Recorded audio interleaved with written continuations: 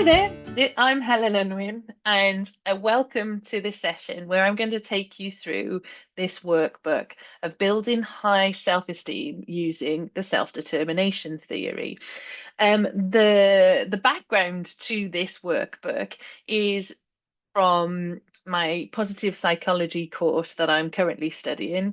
I'm well in the grips of the science of happiness module, and one of the scientific articles we needed to read was from Deci and Ryan. And they created something called the self-determination theory. And their usage of this theory was not about confidence.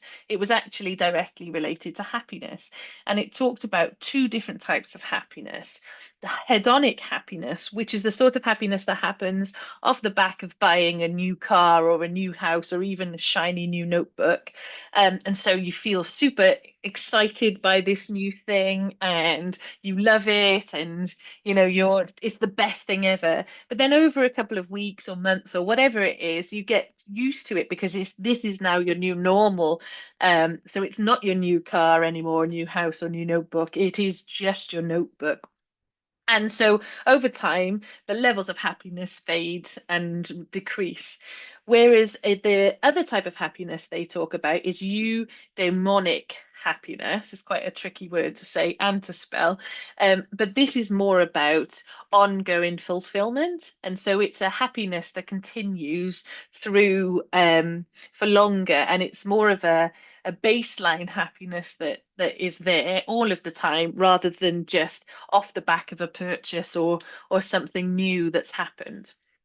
And while I was studying and learning about this theory, I realized that actually it there's a very similar way of working with confidence. And I work with people on their confidence, and it could be the more what I call confidence, which would take people, say for instance, if they had a meeting they were presenting at, or they were public speaking or something in the moment, needing to sort of put their big girl pants on and perform well.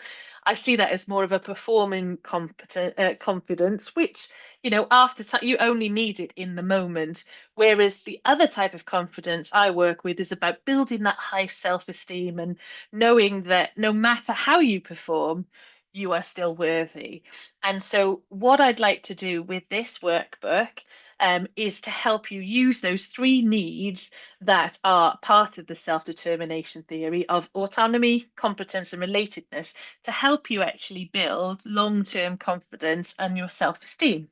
So this 12-page workbook is available on my website on the blog, which I will show you here. So if you go to helenunwincoaching.com and hit the blog, which is here, you should find this in there called the happiness and confidence choice, and just look for this sort of image here.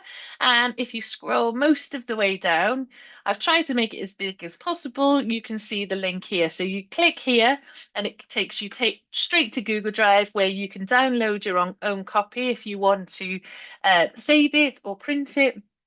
Um, or you can just use it and use it where it is. My tongue got tied there. Anyway, so sorry about that.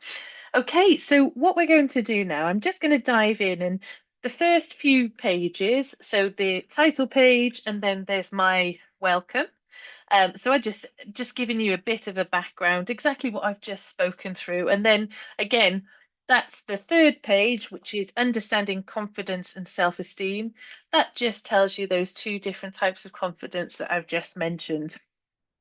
And also, then if you move on to page 4, why self-determination theory matters for confidence, I've said exactly the same thing that I just mentioned about Deci and Ryan's SDT, the self-determination theory, the three needs that help drive lasting fulfillment. But in our case, we're going to apply them to self-esteem, that on autonomy or self-trust, competence, a self-belief, and relatedness, self-worth.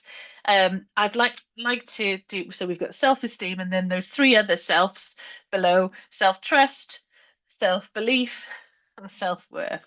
Okay, and so we're going to go on to the next way in terms of how these needs might show up. So autonomy, what it means, you're free to make choices that align with your own values. The opposite could be where you're feeling controlled or micromanaged. With competence, it's where you feel like you have the right skills to be able to perform whatever it is being asked of you. Whereas if you were feeling less competent, you might be comparing yourself to others or chasing perfection, and getting stuck into that loop. And then relatedness. This is about connection with others. So you feel seen, supported, and connected versus the opposite being isolated or rejected or feeling like you're giving everything of yourself but not getting anything back from somebody. And so what we're going to do with this workbook is try to approach each of those needs with some deeper questioning for you to reflect upon so that you can take some action to build and get each of these needs met. And so, in that way, shape or form, whatever way, shape or form they are, and you can look at these from a building your self-esteem. But off the back of it, because of where this theory comes from, hopefully you should also see your overall well-being increase as well. So, the first need we're going to approach is autonomy. And we see this is the foundation of self-trust. So, giving yourself freedom and choice, being the author of your own life, and making choices that fit your values and trust in your judgment.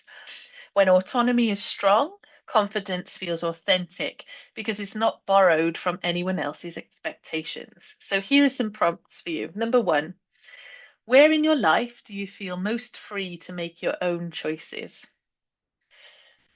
So, what I've done in this workbook, there's some space there. So, if you wanted to use the space on the actual page, you could do that, turn over onto a blank page, or just get some blank paper and write on it. Or if you've got a notebook that you'd like to use, do that.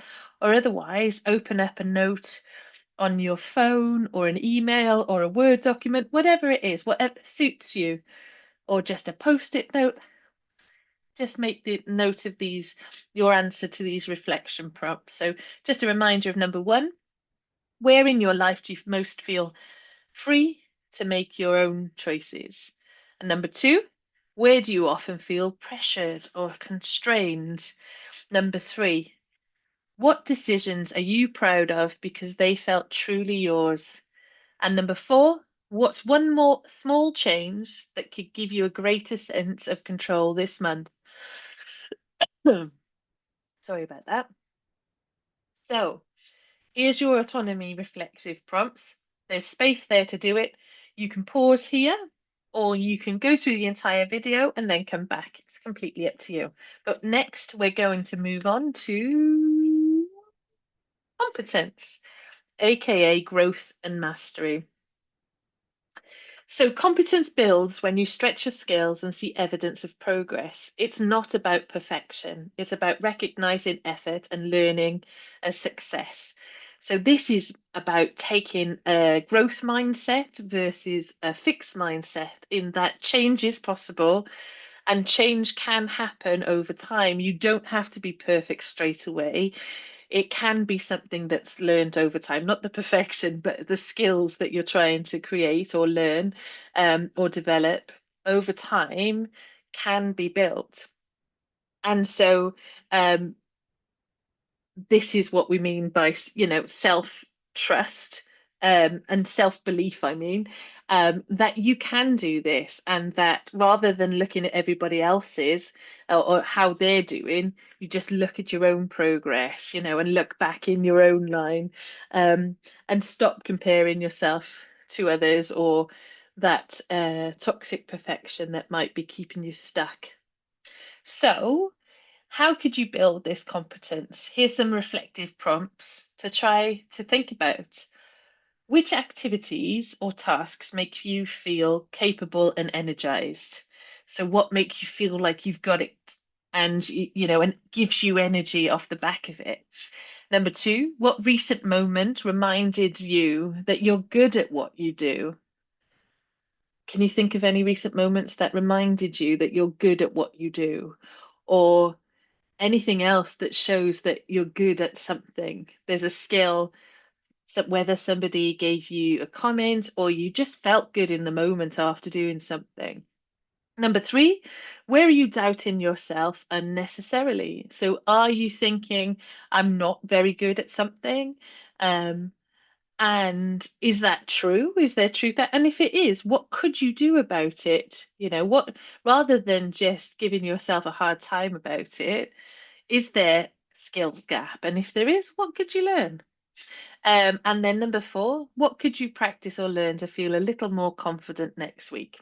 So there you go, something to try out next week. So please have a look at those questions. And again, either pause here, fill your answers in, or go through the entire video and then come back when you're ready. So, third and final need, but not the final page, this is page 8 of 12, is relatedness. So this is about connection and belonging. And so the other self-worth that we had was about self-worth. So relatedness is about feeling seen, supported, and valued by others. It's the antidote to I have to do it all alone. Genuine connection helps self-esteem take root. So instead of trying to do it all ourselves, or being independent and not ever asking anybody else for help, relatedness is one of the key things that builds self-worth, because when people help and you help other people as well, then it's almost like a 1 + 1 = 4 type thing, because everybody wins. So here are the reflection prompts to start building that relatedness or connection and belonging. So number one, who makes you feel most understood and accepted? Number two, where do you feel most at home or included? Number three, who could you reach out to for encouragement or collaboration? And number four, what kind of relationships drain your confidence and what boundaries might help?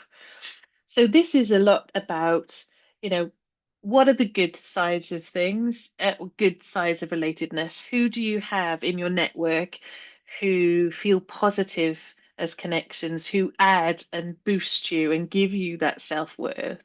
And where, if any, of your relationships is your confidence getting drained? And then what could you do about it to stop the flow of that? One exercise I got off from the book called The Power of Neurodiversity, which I'm sure I will do some more posts about, by Dr. Thomas Armstrong, was something that he calls a sociogram, which maps all of your network of people, so your connections, whether they're, and you can categorize them if you want to in terms of friends and family or professional, or they could be any type of connections, and you can create categories there. But what he also asks you to do is to work out whether it's a positive connection, a negative connection, or a neutral connection. And what the point of that is how can you either spend more time with those negative, not negative, that's the opposite. Spend more time with the positive people within your network already. Or if you feel like you're lacking positive influences, are there more ways that you could create positives? And are there certain contexts of your life, like whether it's work or professional, or is it friendship, or getting more back in touch with some of your family to boost that positivity? And again, on the flip side, if you're spending a lot of time with people, and the feeling or the impact to you is negative, how do you reduce the time spent or reduce the impact of time spent with those negative people on you? And that could be boundaries, as mentioned in number 4 in this relatedness reflection.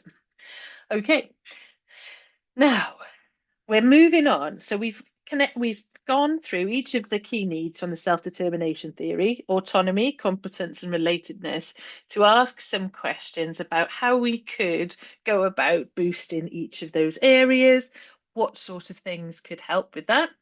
Next it's about integrating the insights. So looking at all your overall answers for all three different areas, and bringing them back together to see if there's any patterns or to see what you can learn from the collective rather than just the individual. So this page helps you connect those insights before turning them into action. So again, we've got some reflection prompts here.